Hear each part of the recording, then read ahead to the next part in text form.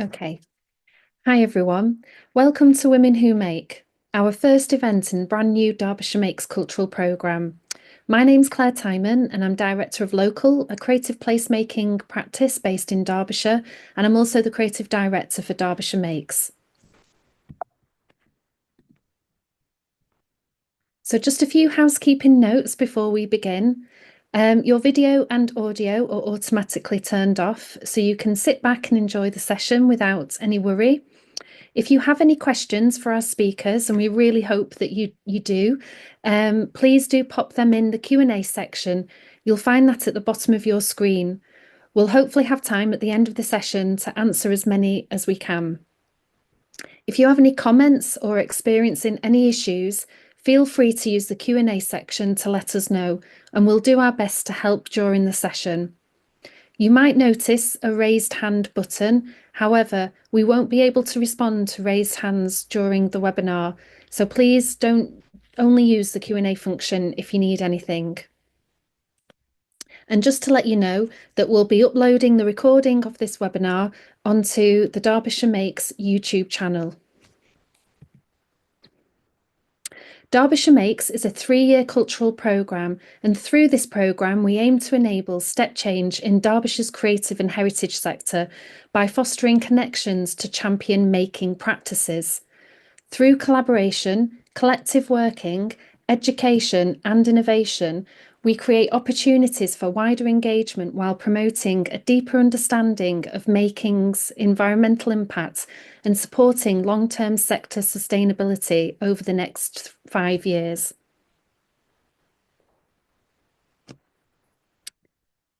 Bear with me. The programme is designed with a number of programme strands, including a festival programme taking place across 6 different hubs over 5 weeks. And you can still attend the festival in Cromford, Glossop, Bolsover, Swadlincote over the next few weekends. Please check out the website for more information. And there are 4 county-wide project strands. Today we will be introducing you to Dare to Dream, our mass engagement project, as part of the Women Who Make event series. Women Who Make is a year-round programme of gatherings celebrating artists, makers, designers and activists who identify as women. The programme includes talks, guided walks and studio visits, all aimed at supporting creativity and collaboration and connections. Women Who Make is a platform for sharing skills, insights and stories, and will be highlighting our diverse and talented community of women who make across the county over the festival period. Dare to Dream is a county-wide celebration of Derbyshire's textile heritage and future innovation. An ambitious community-driven artwork, Dare to Dream brings together individuals, businesses, organisations to celebrate Derbyshire's rich textile heritage while envisaging a more sustainable future. Inspired by the county's history of radical thinking and innovation, this project invites participants to create unique flags, garments and banners that symbolise hope, aspiration and change. At the heart of Dare to Dream is a collective exploration of Derbyshire's textile past, one that pioneered global industrial change by harnessing water power for textile production. However, with progress came challenges, including environmental and social consequences.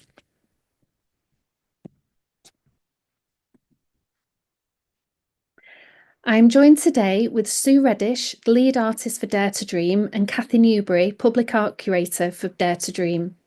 We are also delighted to be joined by Pip Jenkins, design director at John Smedley. Together, we will explore the vital role of women in shaping this project, from the 6 brilliant artists working across Derbyshire to the countless women whose craftsmanship has historically been the backbone of the textile industry. Sue, over to you. Thanks, Claire. Hi, my name's Sue Reddish and I'm a mixed media textile artist, mainly working on socially engaged projects. That means I work on creative projects with people, sometimes people who are accessing arts for the first time, and sometimes with other professionals and everyone in between across many different art forms. What links all my work is the belief that everyone has a story to tell, a unique take on the world, an insight worth sharing, and that's something that we can celebrate those stories and communities, building connections, working in collaboration, and celebrating everyone's creativity. I started working in theatre, and that's where my storytelling comes from. Moved into filmmaking, mainly for charities, voluntary sector, and community groups, and I still make films with people who had taken the opportunity to share their stories because they're underrepresented. I've been organising and co-producing participatory art projects for a long time. It's very scary when you think of it. It's like since the last century, but we won't talk about that. Mainly working in the Northwest, and I'm really looking forward to working in Derbyshire with Derbyshire Makes and learning more about the communities in my new home. I was asked to give you a flavour of a couple of examples of projects. So I thought I'd tell you about a project that I worked on as Artistic Director of the National Trust's Untold Story project, where I worked across England, Wales and Northern Ireland, making links with local communities to create new and irrelevant heritage interpretations. These took the forms of theatre pieces in the old Coast Guard station at Robin Hood's Bay, at Peckover House in Wisbech and the Workhouse in Newark, or immersive promenades in Ennerdale Water in the Lake District and Magdalen Hall in London, to textile installations at East Riddleston Hall in Keighley and Kedleston Hall in Derby, to name a few. Usually, I was working with local people who knew of the property, but who didn't go. And my work was about finding out what they knew, what was important to them, and creating work with them of a standard that others could also learn from and enjoy, which would then go back and be featured in the properties, opening up that opportunity for new collaborations and dialogue. It was a really successful project, and it changed some of the stories that the National Trust told in their properties, and certainly how the participants of the project viewed them. A much smaller example is an opportunity I had last summer where I worked in residency at St James's Chapel in Crowden on the Longdon Trail. A disused chapel, restored and cared for by a group of volunteers, were paired with an amazing sound artist, Claire Savoy, through Gloss Up Creates. And when that project ended, Claire created a series of live events over last summer. I spent time up at the chapel, taking rubbings of gravestones and talking to people, learning about the history of the place, and discovered that it was a really key location where a lot of people, whole families, lived up there in tents through the whole winter while both the railway tunnels and the reservoirs were made. As I was making rubbings and drawings of the gravestones, the installation I made, which was called Also And, sort of began to emerge. I was struck that on the gravestones, all the women were mentioned as also wife of or daughter of, even if they died before their husbands or fathers. It seemed disingenuous to me that these women who lived in the tents on the moor tops as the railways and the reservoirs were built, farmed the land, or worked in the textile industry weren't given equal status to their husbands and fathers. I wanted to make these invisible women a bit more visible. So I made a couple of dresses that referenced the landscape and the many roles the women and children had played in creating their life up there on the Longdon Valley. Over the last 10 years or so, I've been developing my textile skills. And like many of us, I assume, I learned to sew at home. As a child, taught by my mum. I have two sisters. One was taught to knit, one was taught to crochet, and I was taught to sew. And I'm delighted that early tuition has paid off, as I'm now lead artist of Dare to Dream. Dare to Dream is an amazing project, and it combines everything I love: working with communities, learning new things about places, and helping people to articulate and share their experiences and aspirations on an ambitious scale.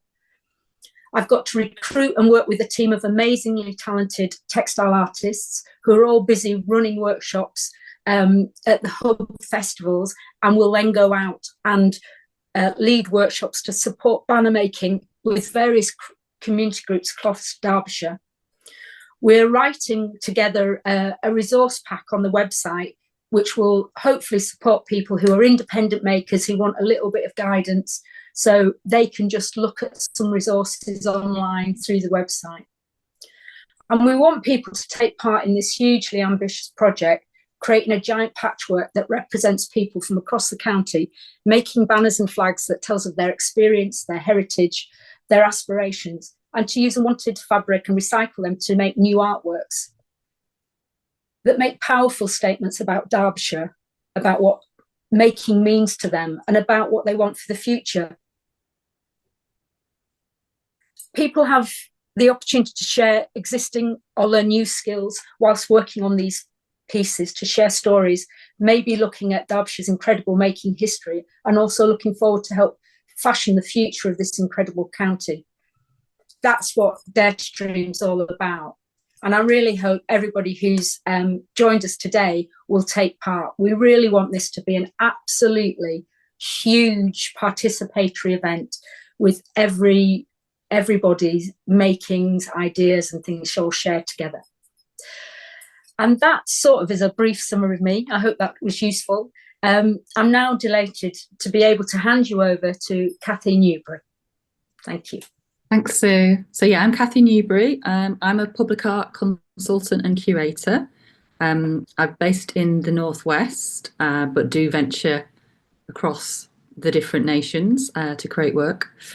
I am also a maker, and I now decided at the grand age of 55 that I am a multi-career portfolio person. So I used to really feel that I just would do the public artwork, I would do sort of strategy work, and I would upholster or make, and that they were all separate and they had nothing to do with each other. But actually what I've come to realise is that is me as a whole, and they all interweave and kind of reinforce the practice that I do. So I've decided to be confident in talking about all the bits of me rather than just the public art curator. So why do I do this? Why do I work on really tricky briefs with local authorities to try and deal with an issue or a problem or a challenge or to celebrate something? And I think that's because I just love collaborating. I love working with people. I studied theatre design, and I thought that was about interpreting the play or the piece of work to help the audience understand that.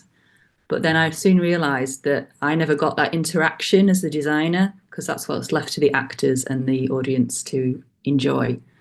So actually that is why I kind of went more into sort of a public art profession, because you could work with a place, which is like a play, you work with the people who are like the actors, and then you create this amazing thing together. So my superpower is collaboration, making opportunities and work in an equitable way with communities and people, and holding that space for people to work together. So I'm in kind of like that interlocutor between maybe the organisation and the local community and the artist, because we do all speak the same language, but we do use different words and things to try and either protect ourselves or mitigate risk or cost. So it's really understanding everybody's point of view and trying to work with that to create something that we're all trying to achieve. It's just need to express it differently. So as I said, I've worked with local authorities. I work at the National Trust part-time as well, and lots of big organisations, and also getting money from Arts Council, National Heritage Fund and trusts and foundations. I just wanted to give you a little bit of an example of a project that I've worked on with the Crafts Council. I got an award called the Spark Plug Award, and I researched upcycling when it was just becoming a thing. And my local town flooded So all the things that people had in their houses were being thrown away and put on the street, and it was such a waste. People's possessions, memories, everything was just piled up because they'd been damaged by floodwater. So worked with makers and local people to take the treasures that they loved and repurpose them, salvage them if we could, and make them beautiful again. So that was kind of a really personal project, but it really helped me understand materiality, memory, and all the things that are wrapped up in the things we have in our homes and in our landscapes. So for Dare to Dream, I am going to be supporting all these individual pieces that are made by brilliant people and trying to pull that together into something that tells that bigger story about people and place. Don't know what that is yet, because that's part of the journey, and sort of investing and trusting that it will come to something amazing. We just have to believe in the process of making. So I'm going to pass over to Pip now. Hi, everyone. So I am going to give you a bit of an overview of myself and John Smedley, just to give you a big kind of understanding of the brand, because a lot of people have never heard of John Smedley, but we are Derbyshire based. So I have got a PowerPoint that I'll take you through. I'm just going to close my video and share my PowerPoint.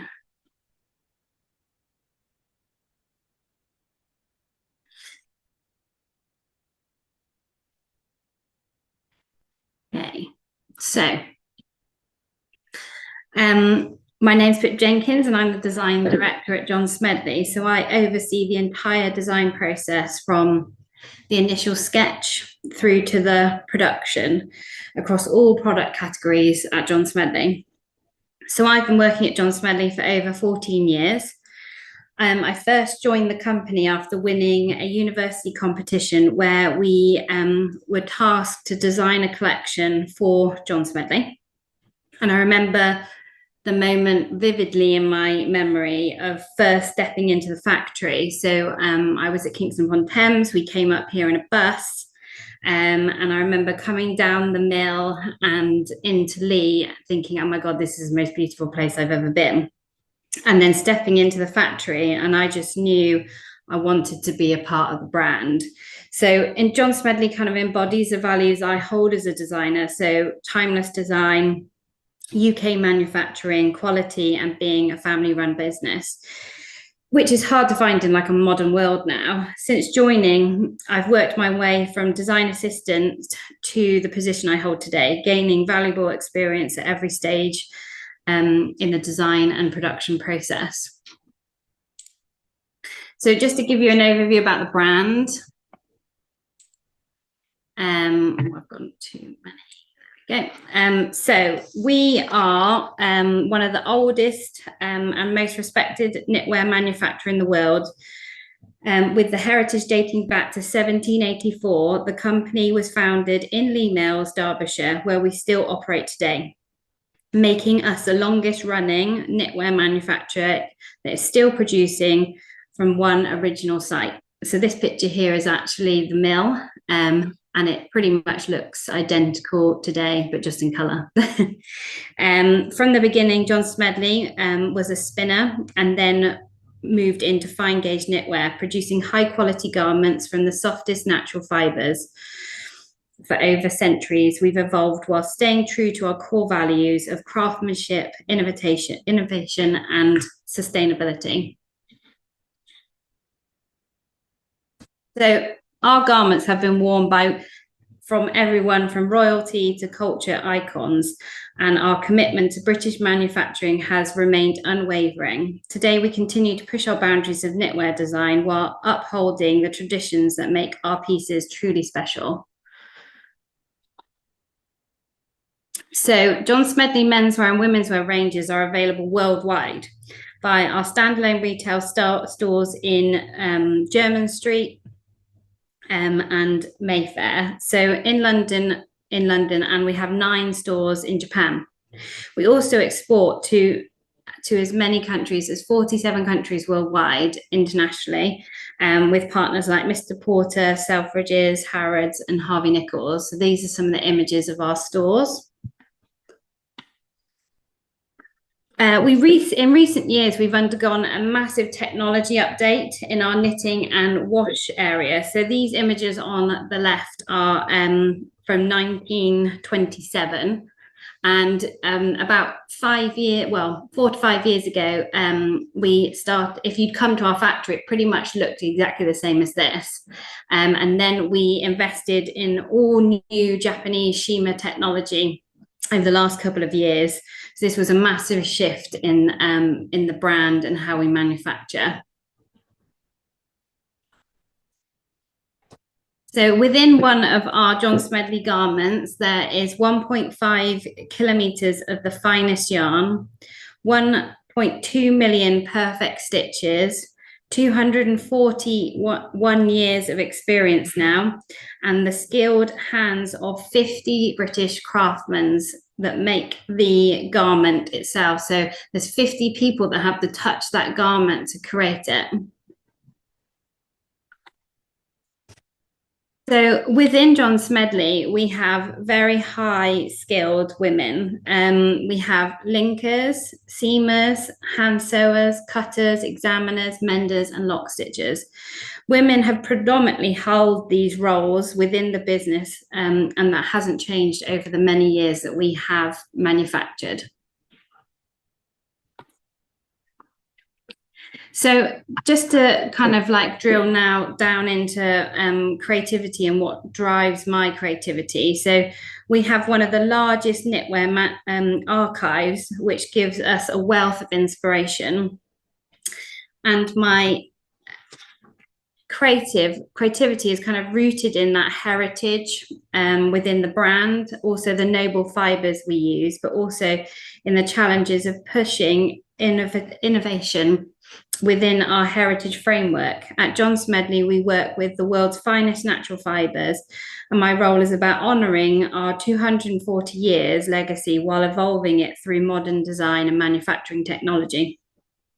Whether it's refining traditional craftsmanship or reducing innovative knitting structures, my approach is about balancing the past and the future. So our design vision is to deliver a contemporary look founded in our iconic knitted styles, and the look captures the essence of refined and highest quality using our own brand design and manufacturing skills at its core. So 4 of the main things that we kind of keep to our core is contemporary, innovation, luxurious, and timeless. We design for longevity. So for us to be able to, we want our garments to be handed down generations. And to do this, we need to ensure that we are crafting to the highest quality, and we're made with the most finest and beautiful materials. So just to give you an idea of the collaborations, so who do I work with and why?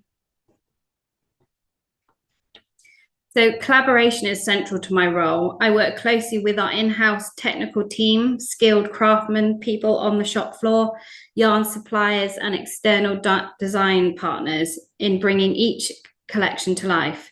Working different teams along us to refine our product each stage, ensuring that designs are perfect, they fit, and they're functional, and our garments meet the highest standard. This collective experience is what keeps our collection evolving while staying true to our brand's DNA. So over the years, also, we have had many collaborations. So John Smedley has supported and collaborated with many leading designers to champion British manufacturing, including Vivienne Westwood, Lou Dalton, Fragment, Comme des Garçons, and last October we also opened our doors up again to rebuild our profile to like-minded business passionate about British manufacturing. So now I just want to give you a bit of an overview of the team that I work with. So there are 300 or just under 300 employees at John Smedley, and that kind of covers all the different areas within the business. So within that picture there, you can see design and new product development. We've got archive, quality, accounts, the board of directors. It sits above all that, and so this is kind of the landscape of the brand. And then within my direct team, so we have 10 of us across different areas. So we have design, garment technologists, programmers, costing and route operators. And then within that team, we kind of develop all the colours for the season, CAD designs, specifications, fabric designs, knitting statements, programs. We have the size trial, prototype, and then we also work with other customers and collaborators. So this is just a little video of just to give you a bit of an idea and like a little clip into what John Smedley looks like on the shop floor and the people that I work with and collaborate with every day.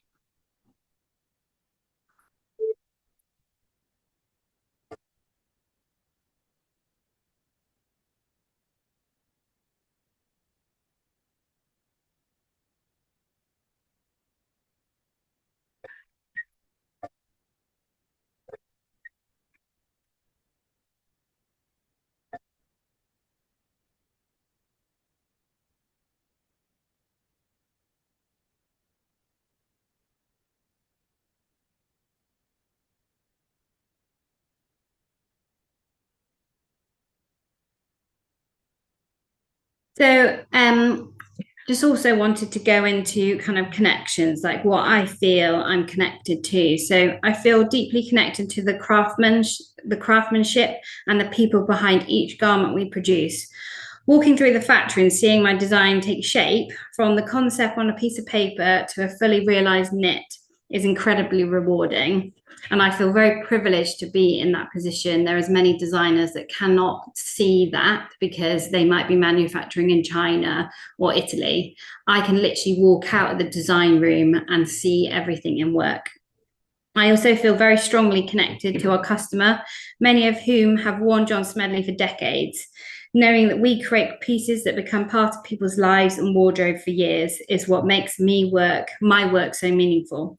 But also I feel connected to the huge responsibility of producing a garment and its impact on the environment. So this is just a bit of an overview of kind of my conclusions and looking to the future. So we're continually trying to evolve while preserving our legacy. We're strengthening our collaborations to enhance design and sustainability and staying connected to our customer and their evolving needs. So that just gives you a good overview of John Smedley and myself and everyone that I kind of work with. That's amazing, Pip. I can't get over the amount of hours that it takes and people through the process. Yeah, and I think it's incredible to like it's really hard for people who haven't been to the mill. I know you guys have all been for a tour, but to try and kind of encapsulate in a small amount of time how special and how people have really kind of brought their craft into the business, and I can't do our product without all of those individual people. That's great. And I remember when we did visit, there was a lady on the machine that was the linking machines. Yeah, the linking machine, and just how carefully she had to get all of the little loops onto all the teeth. Yeah, it is incredible. It's just, yeah. I mean, I wouldn't have been able to do that at all, and just that concentration and also the care and her pride in showing us what she was doing. Yeah, definitely.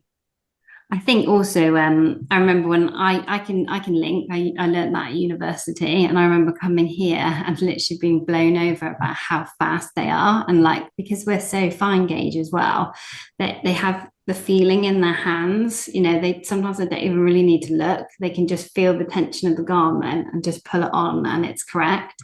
So I was blown over by that when I first joined, definitely. I think that's what struck me in that your slide between the new equipment that you've quite recently installed and the old black and white pictures, with that although those things have changed, the skill in the hands of the people doing them hasn't, has it? It's those really diverse sets of makers in each individual specialism is still there, which is amazing. The figure that 50 people have touched a garment before we get it is incredible. It is incredible and mad to think about it. And I think you touched on us having the massive change in our factory. I think that was a massive changeover for us. And those machines that we had that you saw in the picture, we've had in the business for many years, and we had to have an in-house mechanic team to even run them because the company that we bought them off doesn't exist anymore. And it was a big decision to move over to the Japanese technology, and we obviously wanted to keep our DNA and people not like see our shift to the new technology. So we basically used our old knitting statements that we used for those fully fashioned frames to be able to keep the same DNA and the garment looking identical. We use those knitting statements to make sure that those garments look exactly as they did when they were knit on those frames. So that was a changeover literally overnight. So I had to do a lot of development in the background for about a year for us to do that switch over, which literally one day the machines were there, and then the next we had the Japanese technology, and we just had to carry on with production. And it went well, but I had a lot of sleepless nights with it. And why did you change, Pip? What was the... Well, we felt like we had to make our manufacturing more efficient. It is a craft business, but we felt like those machines had been in the business such a long time. They had very high waste. A lot of the knitters used to call them old ladies because they didn't like change. They were always like, we always used to have shutdowns, and it took like a whole day to get them back up and running on a cold start.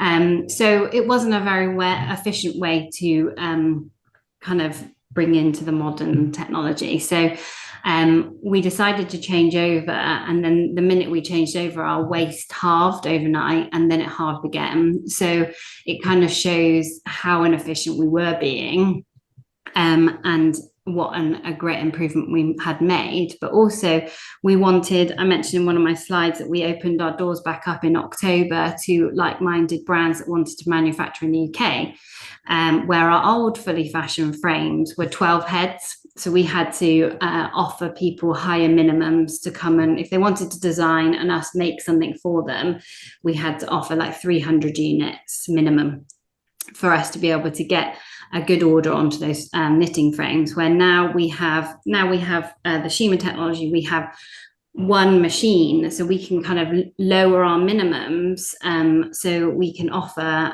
more flexibility within the factory, so we can kind of adapt to customers' kind of needs. And then also we updated our washing area as well to have smaller washing machines, again, so we can adapt to lots of flexibility within the factory. I was just thinking about the creativity, like an inspiration, because you mentioned how you like loved going to work and felt very privileged to see all those different pieces, and Sue, that you were getting to work with people and materials and textiles through Dare to Dream. And it's just that connection to your passion and to your creativity, and I suppose just a comment really on the importance of that to keep you going. Are there other things that kind of keep you going? Because it's not always a joy, is it? For me, it's seeing the end process, like the end product, and like seeing people, like the amount of times when people come and visit and they tell me about the first time they bought a John Smedley. And I think they're like, oh, I was 16, I saved up loads of money, I still have the jumper. And the fact they still have the jumper, I think just inspires me to make sure that I design a product that someone wants to keep for the rest of their lives, and not something that is a trend, you know, something that can be handed down generations. Yeah, I think the thing that keeps me going is similar to that in a way. Is the stories people tell. Why is something important to them? How does it resonate in their life? And just made me think with you saying that, Pip, the thing about sustainability, and for Dare to Dream, very much want to encourage people to repurpose and recycle and reuse old fabric. How much better it would be to get them to make artworks out of them rather than going to landfill. And it seems like it's, you know, we're asking companies to donate, to give us materials that we can distribute out through the community, but it seems like the work you've done means that you don't have any waste anymore, so we can't ask you, but that's a good thing. Yeah, I think for us, we still have manufacturing waste and things like that, but we have a project that we've set up recently. Last year we launched it, where we take our fine gauge waste, that if we have a knitting hole or something like that we can't mend. So we have highly skilled ladies within a mending department where they're trained to invisible mend. And they are incredible. Again, they can pick up a hole or a drop stitch and you wouldn't even know that there was anything there. But if they can't do that and get it to a perfect state, we also then send our knitting waste to Yorkshire to a recycle plant, where they chop it all up, and then we put 50% of our recycled waste merino, and then we also put 50% pure wool and spin it together to make a chunky yarn, and then we have chunky machines in house that we then knit a product on. But what's lovely about the product is we try and collect all the waste into different color segments. So our bestseller is Midnight Blue, which is a really dark blue. But because we had quite a lot of waste of that, we then mixed it with the pure merino. So this is undyed merino, and it's come out a beautiful blue, light blue color. And every batch is completely different because it depends on the waste that comes through. So it's a really unique product. It's really lovely. It looks a bit like a Donegal knits. It's got flecks of all the different wastes inside it. So we're trying to do projects like this so that if we do have manufacturing waste, there are routes for us to be able to reuse and repurpose that waste.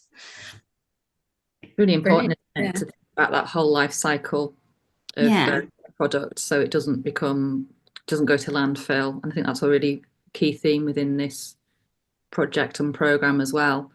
No, definitely. Really thinking about how you use things and how you keep the life going.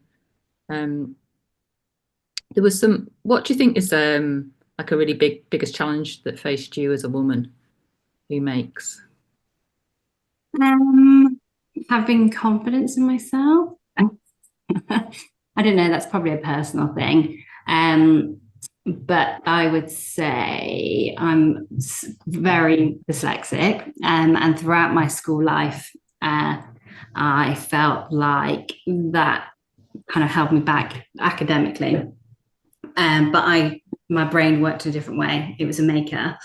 And it was very clear to my teachers at school that was the route, but I didn't have the confidence in myself. So my textiles teacher told me to go to college, and I was like, okay. And then when I finished college, they were like, you must go to university. I had never contemplated even going to university because of my academic side. So that had always like held me back. And I thought the thought of a dissertation scared me.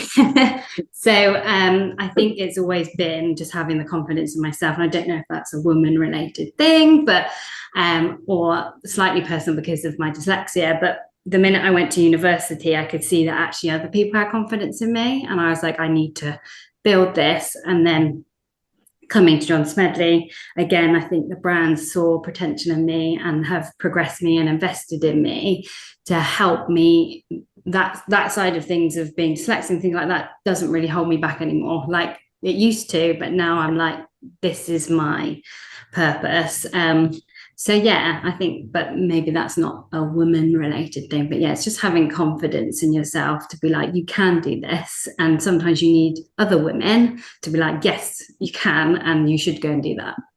Definitely. I think it's a major thing, isn't it, that society in that, you know, that we're conditioned in a particular way to be quiet, to be, you know, deferential, that, you know, it's a man's world, and actually we have as much place as anybody else. And although there's you know, you say it's like the men might be the managing directors, all those women that make the product work and have always done.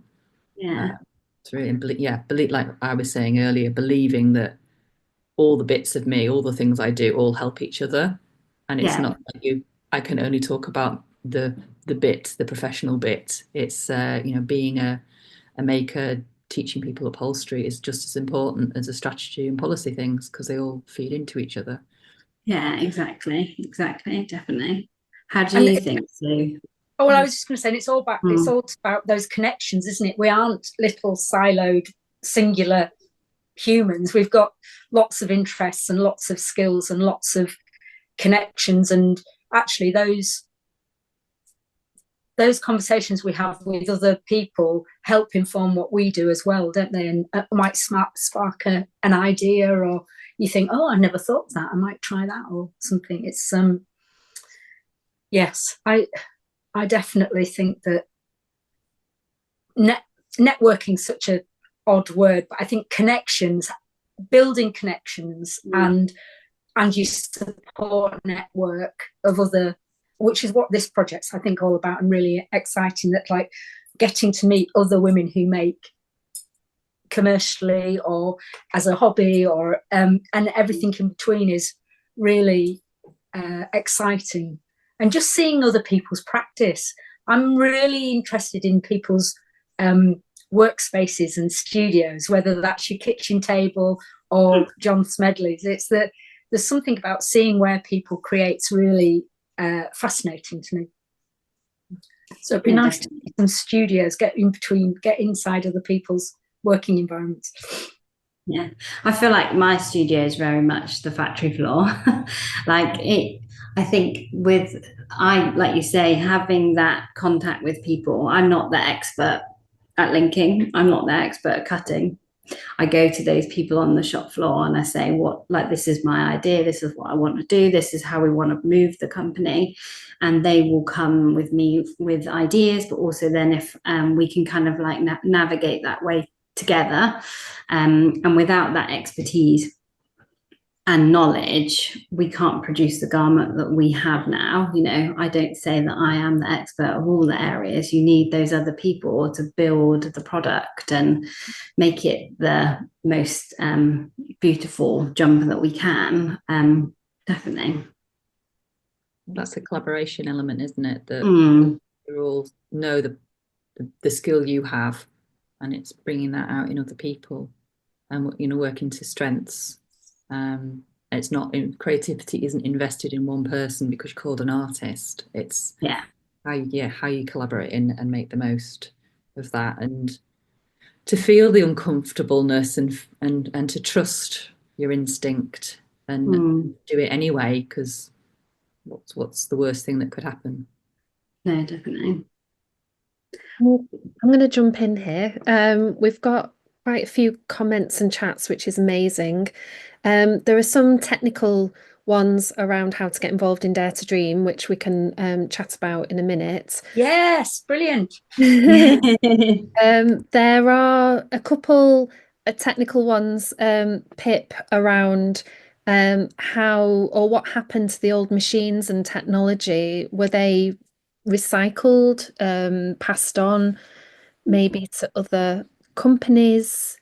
Do you know what happened to the old? So we still have 2 of the machines running in the factory, as they are kind of a archival piece, but also they still do manufacture. They're not running all the time, but we wanted to savor that kind of history within John Smedley and show people where we have been and where we are now. So that was important to us. We did try and see if anyone wanted the machinery, but it was literally so old. I think they were from the 30s, and there is not many people that have an in-house mechanic team that can build the parts for it anymore. So most of the machines got recycled. But yeah, we wanted to keep one in-house so that we could still show the process and how it was before. We've even got one in our old linking room that we can't run anymore, but it's an old kind of cottage industry knitting machine. So this is what John Smedley would have put in people's houses at the start of when we were spinning. Then he would put that in their house and they would knit in their home. So you can kind of see where we started, where we were, and then where we are now. Brilliant. And I think I remember on one of my visits, Jane saying that one of the there was two identical machines, but one didn't. Different parts work, so they'd almost lend parts to each other to get working. Yeah, which I thought was really great. Yeah, many of the mechanic would move parts over and they'd have a big store of old parts that we couldn't buy anymore. Yeah. Another question is around, do the washing machines use less water? Yes. So we used to have massive, they like top loading washing machines. I think my grandma used to have one, but they were massive, and they used a high amount of water, and also had to get to a very high temperature, which was very inefficient. So we brought the new washing machines in to reduce our water consumption, and we also now can wash at a lower temperature. We also have a process called a posi machine, which helps us with cockle, which is where you like penetrate the garment with steam. Again, that reduces our water consumption and energy because it doesn't have to go to a high temperature. So this was all our move. Because we have the royal warrant as well, we have to constantly try to strive to kind of improve our sustainability kind of credits for our royal warrant. Yeah, brilliant. There's another quick question around, do John Smedley do tours? Yes, they do. They do. They are very sought after. You just have to contact our John Smedley reception and they will schedule in with our archive team. But there is a fee to come on a tour, and they don't do them that regular. So that's why they are quite sought after. When they do them, they're quite popular. So if you do just contact our reception team, they will be able to work out. Sometimes we'll do like a whole group. So if you're like a knitting group in a local area that wants to come and view, they like to do that kind of thing to like help like collaborations and things like that. So do get in contact if you would like a tour. Lovely, thank you. And just another minute on with you, Pip. Do you design by hand or is it all done on the computer? Oh God. So at university, it was by hand. I didn't really learn CAD design very well at university. I think I had 2 lessons. So when I came, I still sketched by hand, but then the designers here kind of taught me the CAD and digital side, and that now I can't remember the last time I drew a jumper. That's bad, isn't it? But I feel like technology is just incredible, like progressing so fast now. Like AI, you can like put a CAD into AI and put it on a model. We have a system called the Apex Shima machine where we can simulate our design, so we can CAD it and then we can simulate it to make it see what it's going to look like before we even put it on the knitting machine. So that makes us more efficient in the fact that we don't have to interrupt the production.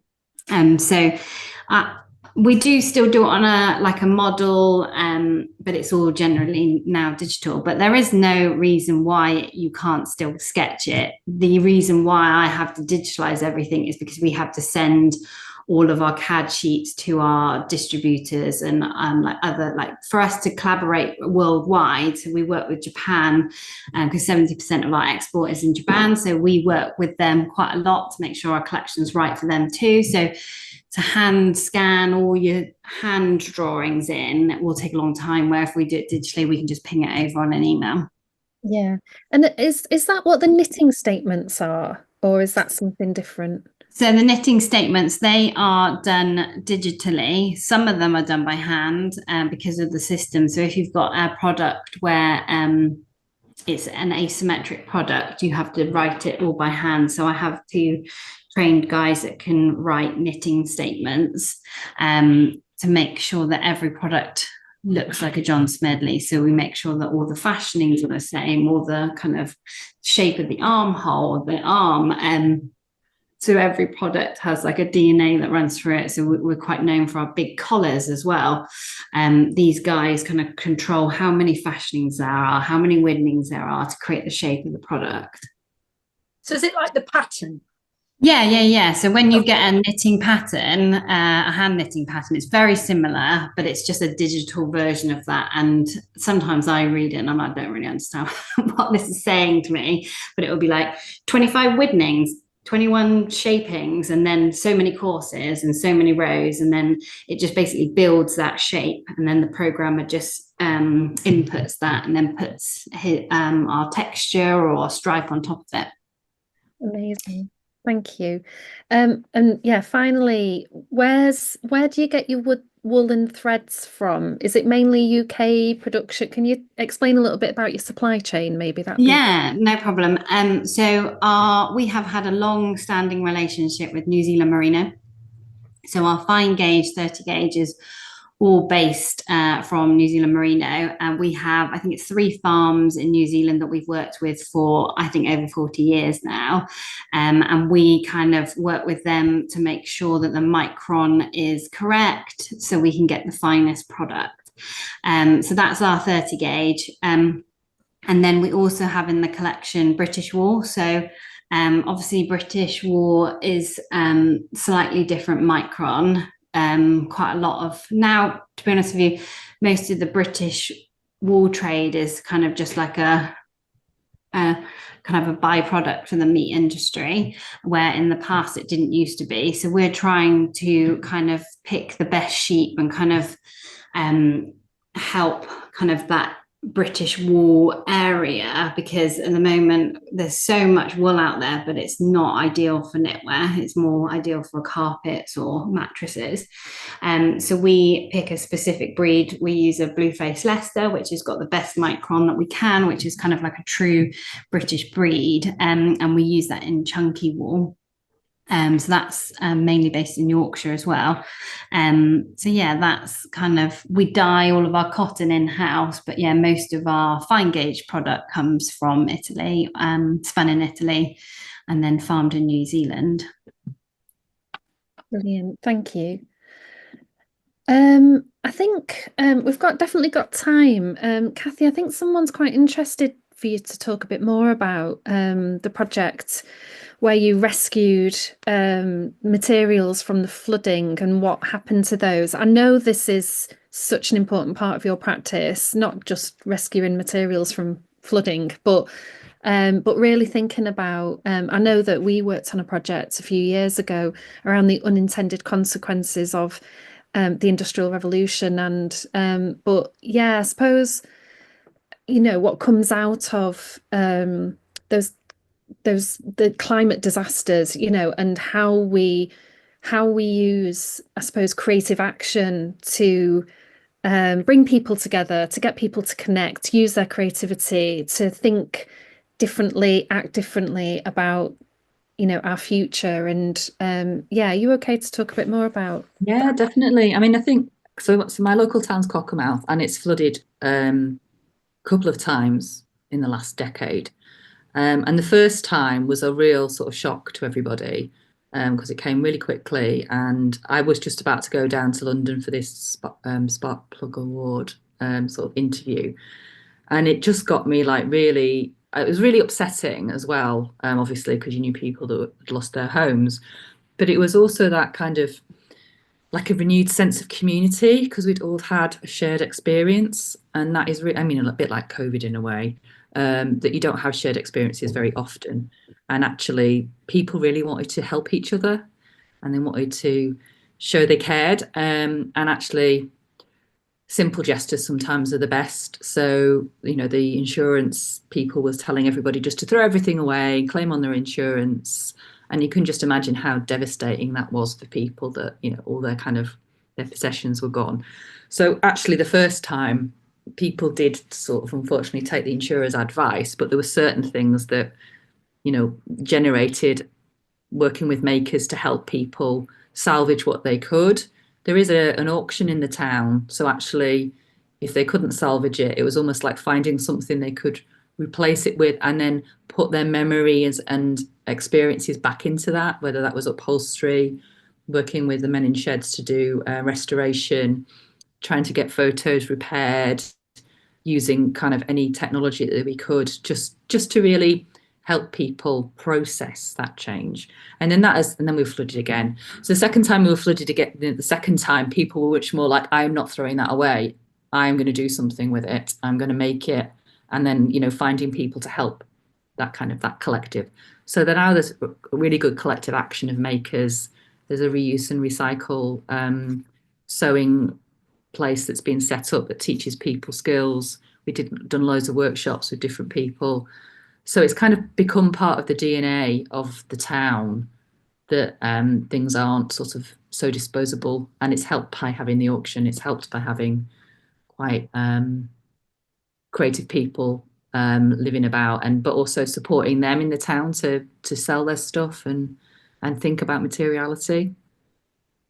So I suppose it's how we, as individuals in our local towns, how we might, consider, I don't know, maybe partnering with local manufacturers or businesses, thinking about waste materials and putting them to different use. I'm quite confident. I mean, part of Dare to Dream, but we've also got another program strand called Make Room.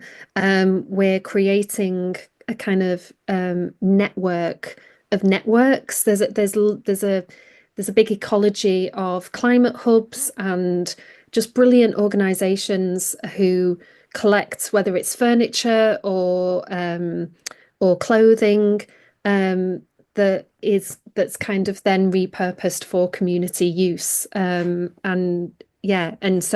we're hoping through Make Room to kind of share those ecologies where people can get more involved with existing groups, or there's lots of resources online, like Transition Network is a brilliant one, that have toolkits for people to kind of access those types of resources. Also, just to mention, we are going to wrap up now, and I think I'm hoping we've addressed most of the questions in the chat. Thank you so much for everybody's contributions. I would encourage you to visit the Dare to Dream page on the Derbyshire Makes website. I've been adding the links. We've been adding them in the chat and also in the Q&A. There is an inquiry form if you want to get involved in Dare to Dream. Please complete the inquiry form on the Dare to Dream page. We've also got a brand new resource pack that has literally gone live this week.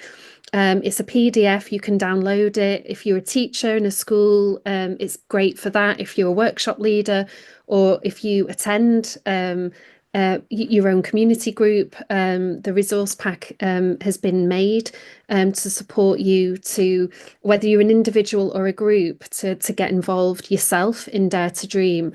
Will be added to by more of our artists as well. So we're working with an incredible creative team of artists who are based across the county, all women, who are delivering workshops at the moment as part of the festival programme. There's lots of information on the Derbyshire Makes website, and you can come along and take part that way. And then after the festival's finished at the end of April, we'll be running further workshops across the rest of the year. So do get in touch if you want to find out more information. If you'd like to get more involved in Women Who Make, please again get in touch. The survey, Caroline's popped the link to the survey in the chat. We'd love some feedback from today's event, but also on there you can express an interest to get involved in Women Who Make. We have a brilliant curatorial board who are meeting at the end of this month, and we'll be planning more Women Who Make events, in-person events, walks, workshops, etc., and then some further online conversations as well. So do get in touch if you want to help us, support us on that and get involved. I do encourage everybody to sign up to the Derbyshire Makes newsletter. We use the newsletter and our social media platforms to get information out about events, about opportunities. This is a longer-term programme. It's growing and developing every day, and we'd love to hear from you. If you're not based in Derbyshire, we're still keen to hear from you as well. So please get in touch and sign up to the newsletter. I just want to take this opportunity to thank our brilliant panelists, Sue, Cathy and Pip. Thank you so much for joining us on our very first Women Who Make event. And a special shout out to Caroline, who's been our tech support in the background. It's a big kind of learning curve, and we're here to learn as much as possible and share as much of our knowledge and experience, and to hear from audiences as well. So if you do have any ideas or suggestions or want to get in touch, do drop us a line. We will follow up with an email with the link to the YouTube where we'll be posting this webinar, but also any links to projects that we've mentioned today, a link or the contact for the receptionist at John Smedley. I highly recommend a tour. We'll include that in the follow-up email as well. But that's it for today. Thank you so much to everybody for joining us, and hope to see you very soon. Thank you. Bye-bye. Bye-bye.